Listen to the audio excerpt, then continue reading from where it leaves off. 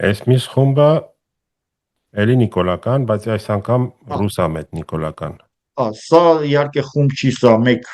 օրինակ է, դա Արի մեջ Էդմոն Մարուքյանն է, Մենք հիշում ենք, որ Էդմոն Մարուքյանը 18 թվականի ընտրություններում մուտք գործեց խորհրդարան, այն ժամանակ նա ուներ Սերժի Փեսայի, Միքայել Մինասյանի մեծ նյութական աջակցությունը եւ իր ցուցակի 1/3-ը բաղկացած էր Միքայել Մինասյանի պաշտոնյաներով, տարբեր օբյեկտների տնօրեններ նրան պատկանող եւ այլն, եւ այդ Միքայել Մինասյանի հատվածը գլխավորում էր հենց Արման Բաբաջանյանը, որի մասին մի քիչ առաջ խոսում էինք։ Բայց այդ ընտրություններից մի կարճ ժամանակ հետո Առաջին AM-ի բանն է հիմա էլ, չէ՞, մինչև հիմա։ առաջին AM-ը իրենն է, այո։ Տնօրեն։ Հա, Արման Բաբաջանյան, Միքայել Մինասյանը այդ ընտրությունից մի կարճ ժամանակ հետո որոշեց համագործակցել ռուսների հետ։ Իսկ նախկինում նա համագործակցում էր Արման Բաբաջանյանի հետ եւ ինչ որ ամերիկյան կազմակերպության հետ, որը ֆինանսավորում էր այդ առաջին AM-ը։ Այսինքն դա մի տեսակ պայմանավորվածություն էր ինչ որ ամերիկյան լրատվական ֆինանսավորող կազմակերպության եւ Հայաստանի կառավարության միջև, որի կուրատորը Միքայել Մինասյանն էր, համակարգողը Միքայել Մինասյանն էր, իսկ ռեալիզացնողը Արման Բաբաջանյանն էր։ Եվ Արման Բաբաջանյանը կարծես թե երկու տեղից էլ փող էր ստանում, երկու տեղից էլ ինչ որ պայմանավորվածություններ ունեն, ինչ որ պարտավորություններ երկու տերերի առաջ էր։ Բայց երբ որ Միքայել Մինասյանը բացահայտ ռուսամետ գծին փորձեց անցնել, ինչի հետ համաձայնվեց Էդմոն Մարուքյանը,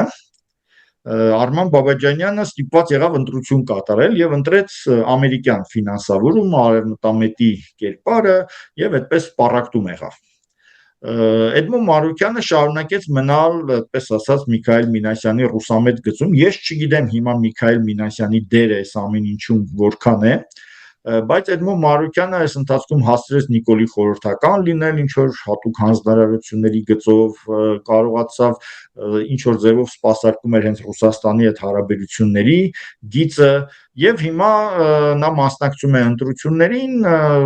ես չեմ կարծում, որ ինքը ինչ որ շատ լուրջ արդյունքներ կարձանագրի, բայց ամեն դեպքում իր կերպարը, իր նախընտրական քարոզչությունը իր ներկայացուցիչների, այդպես Եվրամիություն դեպի Եվրամիություն չշտապելու գիծն է սպասարկում։ Սա ինչու է կարևոր Նիկոլի համար, որովհետև Նիկոլը ունի երկու քննադատություն, հա, մի կողմից նրան քննադատում են ռուսամետները, թե ինչու էս ռուսներին ջղայնացնում եւ մեզ համար վտանգներ ստեղծում։ Մյուս կողմից նրան քննադատում են արևմտամետները, թե ինչու արագ չես միանում եվրոպական ուղղությանը եւ սովորաբար ԿՊԱ-ականները ինչ են պատասխանում, ասում են, որ իրենք շատ հավասարակշռված են խաղում, որպեսզի ժամանակից առաջ չընկնեն, որպեսզի կանխեն այդ Ռուսաստանից եկող սպառնալիքը, դրա համար չեն շտապում, հենց որ նախադրյալներ լինեն անմիջապես այսպես կանեն եւ իրենք դա բաց են անում։ Եվ ահա Էդմոն Մարուքյանը այս իմաստով բերում է հենց այն փաստարկները, որ չպետք է շտապել Եվրոմիություն, որովհետեւ Ռուսաստանի հետ այսպես աստիճանաբար քաղաքակիրթ չպետք է նրան հակադրվել եւ այդքանով ինքը ոնց որ այդ ռուսամետ գիծն է նաեւ սպասարկում զուտ քարոզչական հարթության վրա։ Ես չեմ կարծում, որ դա նրան բերելու է խորհրդարան, ընդհանրապես իր հնարավորությունները բավական ցածր են գնահատում։ Լավ, սա քանի որ խումբ չէ, այդ եզակի օրինակով էր ներկայացած, սրանով սահմանափակվենք։ Մեկ էլ այնտեղ իր կուսակցության մեջ Կարպիս Փաշոյանը կա։ Սա տարբեր մարդկանց այսպես ներգրավումը մենք տեսնում ենք, որ կուսակցապետերը փնտրում են